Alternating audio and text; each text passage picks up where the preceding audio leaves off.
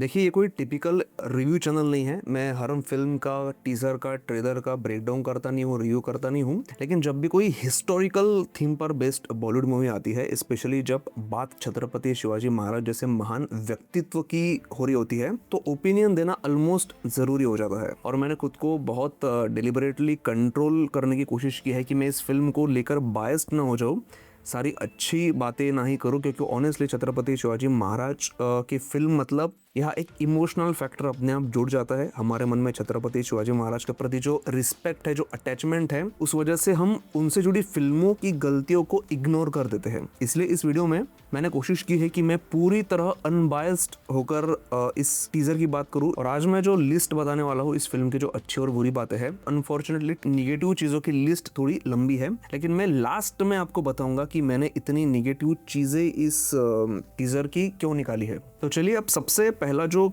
Positive point है वो है इस फिल्म का म्यूजिक। जेन्युइनली म्यूजिक बहुत स्ट्रॉन्ग पॉइंट लग रहा है इस फिल्म का, जो कि दिया है अजय अतुल ने। अब यहाँ एक इंटरेस्टिंग चीज नोटिस करो कि हिस्टोरिकल या कल्चरली रूटेड फिल्मों में म्यूजिक सिर्फ कोई मतलब नॉर्मल म्यूजिक नहीं होता है, या फिर कोई बैकग्राउंड में बजने वाली कोई नॉर्मल चीज नहीं होती है। वो पूरी फिल्म का इमोशन कैरी करता है। और यहाँ मेकर्स ने बहुत सही डिसीजन लिया है। उन्होंने एक ऐसे कंपोजर को चुना है जो खुद महाराष्ट्र से है, जहाँ से छत्रपति शिवाजी महाराज आते हैं। क्योंकि जब आप छत्रपति शिवाजी महाराज पर मूवी को म्यूजिक देते हो, तो आपको सिर्फ म्यूजिक नहीं बनाना होता है, आपको उस कल्चर की सोल को समझना पड़ता है। और अजय अतुल को लोकल इंस्ट्रूमेंट्स, ट्रेडिशनल साउंड्स और मराठा कल्चरल टोन की डीप अंडरस्टैंडिंग है। और यही वजह है कि उनका म्यूजिक ना वो फोर्स्ड और आर्टिफिशियल नहीं लगेगा, बल्कि नेचुरली स्टोरी के साथ ब्लेंड होगा, अच्छा लगेगा। छावा जैसी फिल्म में उन्होंने जो गलती की थी, वो गलती यहाँ पर नहीं हुई, तो ये इस फिल्म का बहुत बड़ा पॉजिटिव पॉइंट है। अब दूसरा पॉजिटिव पॉइंट ये है, जो मुझे काफी स्ट्रॉन्ग लगा है, वो है ये कि इस फिल्म का जो अप्रोच है टुवर्ड्स द कैरेक्टर, वो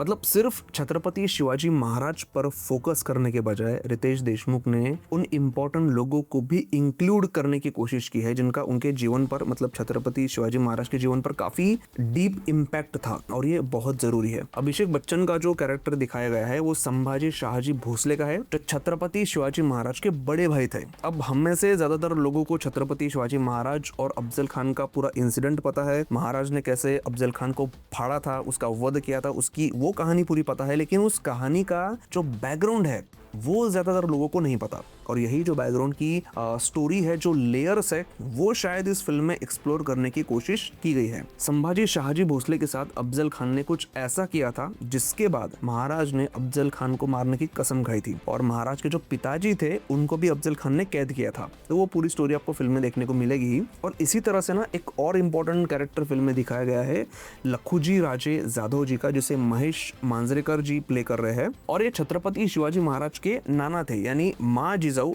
शिवाजी महाराज की जो माताजी थी माँ जिजाऊ, ये उनके पिताजी थे। और लखुजी राजे जाधव के साथ निजाम शाही ने कुछ ऐसा किया था, जिसकी वजह से दक्कन का पूरा पॉलिटिक्स ही चेंज हो गया था। हमने जो सुना है ना कि माँ जिजाऊ ने बचपन से ही शिवाजी महाराज को स्ट्रॉन्ग वैल्यूज सिखाई थी, एक स्ट्रॉन्ग विजन दिया था, तो उसके पीछे एक रीजन था, एक इमोशनल और हिस्टोरिकल कॉन्टेक्स्ट था। और यही बैक स्टोरी, यही कॉन्टेक्स्ट शायद इस फिल्म में दिखाया जाएगा। छत्रपति शिवाजी महाराज का इतिहास इतना बड़ा है कि उसे एक फिल्म में पूरी तरह दिखाना प्रैक्टिकली ऑलमोस्ट इम्पॉसिबल है। उसमें उन्होंने, मतलब रितेश देशमुख ने, इतने कैरेक्टर्स इन्वॉल्व किए हैं, तो उनको वो प्रेजेंट कैसे करते हैं, वो दिखना इंटरेस्टिंग होगा। तो चलिए बात करते हैं इसके निगेटिव साइड की। और सबसे पहला जो नेगेटिव पॉइंट है, वो मुझे लगा इसका वीएफएक्स और ओवरऑल जो विजुअल इफेक्ट्स होता है वो। अब इस मूवी का और छावा मूवी का, जो एक साल पहले आई थी, उसका बजट ऑलमोस्ट सेम है, 100 करोड़, 100 करोड़ के आसपास। लेकिन वहाँ आपको विजुअल में एक नेचुरल ग्राउंड फील आता है, रॉनेस फील होती है। जबकि यहाँ पर ना कई जगहों पर चीज़ें थोड़ी आर्टिफिशियल लग रही है। कुछ फ्रेम्स में तो यहाँ पे राजा शिवाजी के ट्रेलर में डेप्थ जो होती है ना, वो एकदम से गायब है। सब कुछ एकदम फ्लैट दिखाई दे रहा है। फॉर एग्जाम्पल फरदीन खान वाला ये शॉट देखिए आप। अब एक्शन की बात करें, स्पेशली जो छत्रपति शिवाजी महाराज का जंप वाला शॉट आप देखिए, यहाँ ना ये क्लियरली समझ में आ रहा है कि यहाँ पे वायर वर्क हुआ है। जो एक वायर से कैरेक्टर को जंप करवाया जाता है ना, वो यहाँ पे क्लियरली विजिबल है। तो मुझे यहाँ पर जो फील नहीं हुआ चीज, वो मैं आपको ज्यादा टेक्निकल ना जाते हुए समझाने की कोशिश करता हूँ कि जब कोई कैरेक्टर ना ऐसे जंप करता है विथ वायर, तो उसके बॉडी में ना एक ऐसी ग्रेविटी थोड़ी फील होनी चाहिए, वेट फील होना चाहिए। वो मोमेंट का जो आर्क होता है ना, वो थोड़ा नेचुरल फील होना चाहिए। वो स्मूथनेस यहाँ पे मिसिंग है। अब मैंने 10 साल पहले बाजीराव मस्तानी फिल्म देखी थी, उसका सबसे पहले ट्रेलर देखा था। बाजीराव का रोल कर रहे रणवीर सिंह का ये जंप वाला एक सीन था, तो ट्रेलर में मैंने सोचा था कि हिस्टोरिकल फिल्म में ऐसे ओवर द टॉप एक्शन की मतलब क्या जरूरत है, और शायद तब तक ज्यादा हिस्टोरिकल मूवीज आई नहीं थी। लेकिन जब मैंने फिल्म देखी थिएटर में तो लोग सीटियां तालियां बजा रहे थे, मतलब लोग एंजॉय करते हैं ऐसे सीन। मतलब अगर इमोशनली उस कैरेक्टर के साथ लोग जुड़ जाते हैं तो लोग ऐसे सीन को एंजॉय करते हैं। 10 साल पहले की बात छोड़िए, अभी 1 साल पहले जब छावा मूवी आई थी तो उसमें भी एक ऐसा जंप वाला शॉट था, अगर आपको याद होगा तो।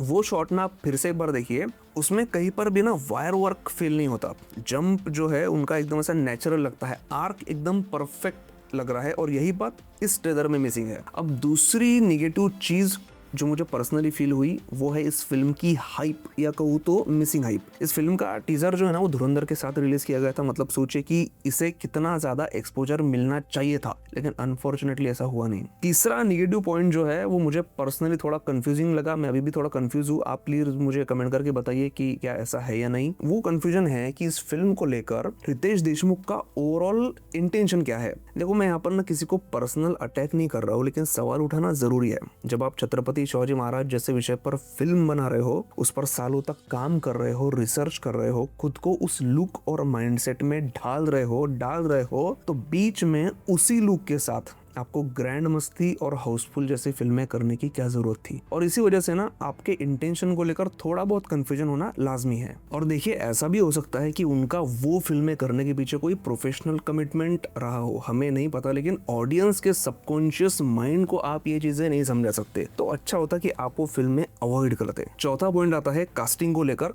अगर आप बॉलीवुड को थोड़ा फॉलो करते हो तो आपको पता होगा कि रितेश देशमुख, फरदीन खान, संजय दत्त, अभिषेक बच्चन, विद्या बालन, ये सब ना एक ही फ्रेंड सर्कल से आते हैं। मतलब इस फिल्म में सब दोस्ती यारी वाले एक्टर लेकर रितेश देशमुख ने ये फिल्म बनाई है, ऐसा लग रहा है। और मैं ऐसा कहता भी नहीं अगर सारे एक्टर कैरेक्टर में फिट बैठ रहे होते तो। अब ये जो उन्होंने किया है ना, इसका एक पॉजिटिव पॉइंट भी है। अब ये प्राइमरीली ये जो मूवी है ना, ये एक मराठी मूवी है और इसे हिंदी और शायद 2-3 लैंग्वेजेस में डब किया जाएगा। तो ये आज तक की मराठी की सबसे बिग बजट मूवी है, और हो सकता है कि जो सारे एक्टर्स हैं जो कि रितेश देशमुख के फ्रेंड्स हैं, उन्होंने फी में कॉम्प्रोमाइज किया हो और वो फिर बजट ना मूवी में लगा हो। अगर ऐसा हुआ होगा तो ये फिर अच्छी बात है। फिर भी जेनेलिया देशमुख जैसे कैरेक्टर की कास्टिंग को अवॉइड करना चाहिए था, किया जा सकता था, क्योंकि उनकी डायलॉग डिलीवरी बहुत ही पुअर है। और ऐसा है कि अगर आप इतना बड़ा प्रोजेक्ट बना रहे हो, इतनी मेहनत कर रहे हो, तो किसी 1-2 कैरेक्टर की वजह से ऑडियंस का वो जो इमर्जेंस होता है मूवी में, वो ब्रेक नहीं होना चाहिए। अब जैसा कि मैंने आपको पहले कहा था कि मुझे रितेश देशमुख के इंटेंशन को लेकर थोड़ा सा कंफ्यूजन है। उसका एक रीजन ये भी है कि पूरे टीजर में कहीं भी उन्होंने हिंदवी स्वराज्य नहीं कहा गया है। और ये मुद्दा सिर्फ मैं बात नहीं कर रहा हूँ, ये बहुत सारे यूट्यूबर्स ने मुद्दा उठाया है कि उन्होंने टीजर में सिर्फ स्वराज्य शब्द बोला है। अब ये छोटी चीज लग सकती है, लेकिन हिंदवी स्वराज्य सिर्फ एक शब्द नहीं है, वो एक विजन था महाराज का, एक आइडेंटिटी थी जो महाराज के कंसेप्ट को डिफाइन करती थी। और उनके विजन के साथ, उनके शब्दों के साथ छेड़छाड़ करने का हक हमको दिया किसने? जब 1 साल पहले छावा मूवी रिलीज हुई थी तो इसी मुद्दे को लेकर काफी कंट्रोवर्सी हुई थी। तो ऑब्वियसली इस फिल्म के जो मेकर्स है वो उस बात के बारे में जानते होंगे, उस कंट्रोवर्सी के बारे में तो अवेयर होंगे ही। तो ऐसा नहीं हो सकता कि उन्हें पता ना हो। इसीलिए यह नेचुरली ये एक बात ध्यान में आनी चाहिए कि ये जो कंट्रोवर्सी इतनी फ्रेश थी, फिर भी हिंदवी स्वराज्य इस वर्ड को इंक्लूड ना करना, ये इस फिल्म के मेकर की कॉन्शियस चॉइस थी, सिर्फ कुछ लोगों को बुरा ना लगे इसलिए। और जब यही टीजर रितेश देशमुख ने सोशल मीडिया पर अनाउंस किया था तो वहां कैप्शन में उन्होंने हिंदवी स्वराज्य लिखा था, क्योंकि सोशल मीडिया पर काफी लोगों ने ये मुद्दा उठाया, इसलिए शायद उन्हें अपनी गलती का एहसास हुआ होगा। तो मैंने आपको जो शुरुआत में कहा था कि मैं जो चीजें मुझे गलत लगी इस फिल्म के बारे में, उस पर बात क्यों कर रहा हूँ ये मैं वीडियो के लास्ट में बताऊंगा। तो बात यह है कि जब छत्रपति शिवाजी महाराज पर कोई मूवी बन रही है तो हमें उसे सेलिब्रेट करना ही चाहिए। ये हमारी जिम्मेदारी है कि हम ऐसी फिल्मों को प्रमोट करें, देखें, दोस्तों को देखने के लिए बोले, लेकिन हम उस फिल्म के निगेटिव चीजों की भी चर्चा हमें करनी चाहिए, हमें बोलना बहुत जरूरी है। नहीं तो मेकर्स हम लोगों को ना ग्रांटेड लेने लगेंगे, कुछ भी दिखाएंगे, हिस्ट्री को डिस्टॉर्ट करेंगे। इसलिए ये हमारी जिम्मेदारी है कि हमें ऐसी फिल्में देखनी भी चाहिए, उनका प्रमोशन भी करना चाहिए, साथ ही उनकी गलतियों पर भी बात करनी चाहिए। और रही बात बाकी गलतियों की, तो अभी सिर्फ टीजर आया है, पूरी मूवी को हम अभी से जज नहीं कर सकते, करना भी नहीं चाहिए। जब पूरी फिल्म सामने आएगी तब हम उसके बारे में बात करेंगे। अगर इस वीडियो के नीचे आप कमेंट करके मुझे बताते हो ये वीडियो आपको अच्छा लगा, तो मैं ट्रेलर या फिर फिल्म का रिव्यू भी जरूर डालूंगा। और ये फिल्म ना सिर्फ एक प्रोजेक्ट नहीं है, ये महाराष्ट्र के हिस्ट्री से जुड़ी, भारत के हिस्ट्री से जुड़ी कहानी है। और ऐसे सब्जेक्ट पर फिल्म बनाना अपने आप में पॉजिटिव बात है, इसीलिए इस फिल्म को सपोर्ट करना भी उतना ही ज़रूरी है। तो प्लीज़ इस फिल्म को सपोर्ट भी करिए, ज़रूर देखिए, क्योंकि अगर ऑडियंस ऐसे प्रोजेक्ट को सपोर्ट नहीं करेगी तो फ्यूचर में फिल्म मेकर ऐसे सब्जेक्ट पर काम करने से डरेंगे, रिस्क लेने से हिचकिचाएंगे। वीडियो पसंद आया तो प्लीज़ लाइक ज़रूर करिए और नीचे कमेंट सेक्शन में जय शिवराय अवश्य लिखिए। वीडियो देखने के लिए आपका बहुत बहुत धन्यवाद।